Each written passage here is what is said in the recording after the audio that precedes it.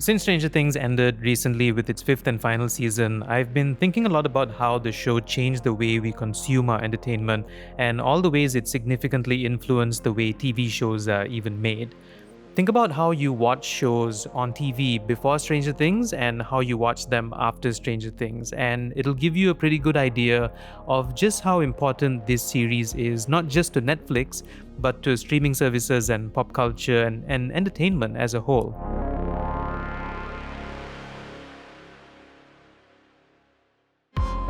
Back in the mid 2010s, Netflix went from being a streaming service that had movies and TV shows from other studios to a production house themselves. They knew that the idea of always loaning content wasn't sustainable, so they wanted to make their own content. Lilyhammer was the first original series to premiere on Netflix and introduce subscribers to the binge model of releasing full TV seasons at once. House of Cards became Netflix's first big success after it was highly reviewed and got nominated for a bunch of awards, and then suddenly Netflix was making shows that could compete with the stuff that HBO was making. So, House of Cards gave Netflix prestige, but what the studio needed was scale. Stranger Things became Netflix's first landmark show. It was the engine that powered their global expansion. When season 1 dropped, its success was basically driven by word of mouth, or at least virtual word of mouth online. Netflix realized they didn't just need prestige dramas, they needed franchises. And without the success of the Duffer Brothers, we likely wouldn't have the massive budgets we see today for shows like The Witcher or One Piece or even Squid Game.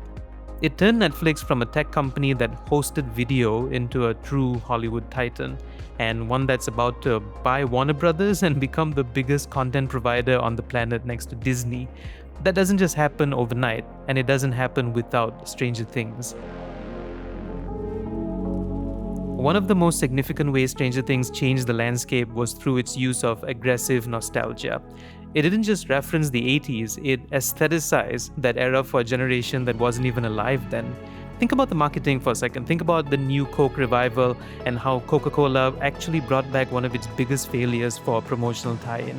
Think about Eggo Waffles, which was a brand that was maybe fading into the background of the grocery store and became a cultural icon again because of 11. What's interesting is how the brand of nostalgia in Stranger Things is in itself completely fictional, just like the town of Hawkins, Indiana, and more importantly, very exclusive to the show.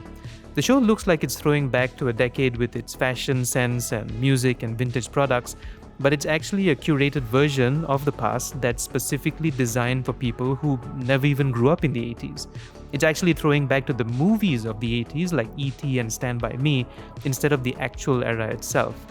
It's like that one Black Mirror episode, San Junipero, that collects ideas of nostalgia and pieces them together to make this incredibly rich and compelling and cozy world, all masters at engineering feelings based on very specific vibes and atmospheres. Those vibes and atmospheres wouldn't be possible without the song choices in Stranger Things.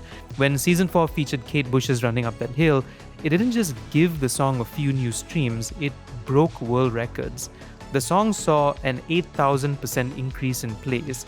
We saw that again with Metallica's Master of Puppets, again from season 4. By weaving these tracks into the emotional core of the characters like Max's survival, the show created a new way for younger generations to discover quote-unquote old music. That's exactly what happened in season 5 with Prince's Purple Rain. Now, I wouldn't dare call it forgotten by any stretch, but that song has never been used in a movie or TV show ever. Outside of Prince's own movie in 1984, Prince's estate has always been highly protective of the song, but because of how Stranger Things introduced younger audiences to Running Up That Hill, the show and Netflix were given the license to play during the series finale. Before Stranger Things, the binge model was often a lonely experience. Convenient, yes. In demand, yes. But because you watched the show at your own pace, you only talked about it when you finished, and often people didn't finish watching shows at the same time. But Stranger Things was so massive that it forced a simultaneous global experience. And we've seen that same sort of event binge replicate itself with Squid Game and across other shows like Wednesday and the pod episodes of Love is Blind. By season 4, we were looking at 70 to 90-minute episodes with a series finale that clocked in over 2 hours. It blurred the lines between television and cinema, proving that audiences would sit through movie-length runtimes at home if the stakes were high enough. Stranger Things is also one of the few shows that have such massive finales and big budgets and production value that it gets shown in cinemas. And the finale actually brought in about $30 million in revenue for those cinemas that screened the final episode. Again, Stranger Things did not start this. This isn't new. Game of Thrones popularized the movie-length episode in their final season and they became event TV. What makes Stranger Things a pioneer is that it's a show on a streaming service. And it was a show on a much smaller Netflix back when it debuted in 2016. But because of how magnetic the show was, it could define and redefine what it meant to be a streaming show. And it set the benchmark for other streaming platforms as well, many of whom have still not yet created their version of a Stranger Things. Prime tried it with Rings of Power, Disney tried it with their Marvel and Star Wars shows, and Apple tried it, I guess, with Foundation. None of them are as big or have a pop culture footprint as big as Stranger Things. The numbers behind this show are staggering to say the least. Season 4 alone racked up over 1.35 billion hours viewed in its first 28 days. During the streaming wars of the early 2020s, when Netflix faced its first major subscriber losses, Stranger Things acted as a firewall for the platform. After the release of Season 4, the company saw a surge of 2.4 million new subscribers, reversing a downward trend that had investors panicking at Netflix. Just recently, Season 5 Volume 2 gave Netflix its highest Christmas Day viewership in history with 34.5 million views in a single day, and Season 5 Volume 1 clocked 8.46 billion minutes in its first week, and for the first time ever, all 5 seasons of a single show held spots in the Netflix Global Top 10 simultaneously. The franchise has contributed over $1.4 billion to the US economy through production, tourism, and merchandising. But the impact goes beyond Netflix's internal metrics. Finally, we have to talk about the cast and the exports of Stranger Things. The show, of course, gave us Millie Bobby Brown, who has transcended the streaming ecosystem and starred in 2 Godzilla movies. She also regularly makes chart toppers for Netflix. Finn Wolfhard is a rising star. He is also a musician. He starred in Ghostbusters Afterlife and has a few projects lined up. And even though Maya Hawke doesn't need an introduction, being the daughter of Hollywood icons Ethan Hawke and Uma Thurman, Stranger Things has platformed her in a way that no other show has yet.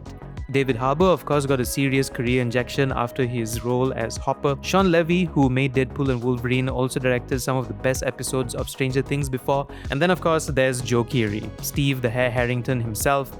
Joe Keery probably had the best character arc of all the characters on the show, and although the show didn't directly cause this, it probably gave him room to explore his music, and he now makes really good songs under the stage name Joe. So as we say goodbye to Hawkins, at least for now, in its live-action form, because there's an animated spin-off coming soon. And actually no, there's also a live-action spin-off coming soon, which will probably be somewhat in Hawkins. So like I said, IP and franchising, and this could go on forever. It's clear that Stranger Things was not the big bang for the streaming era, by no means, but it was the show that turned the tides, sort of, and supercharged what streaming shows could be.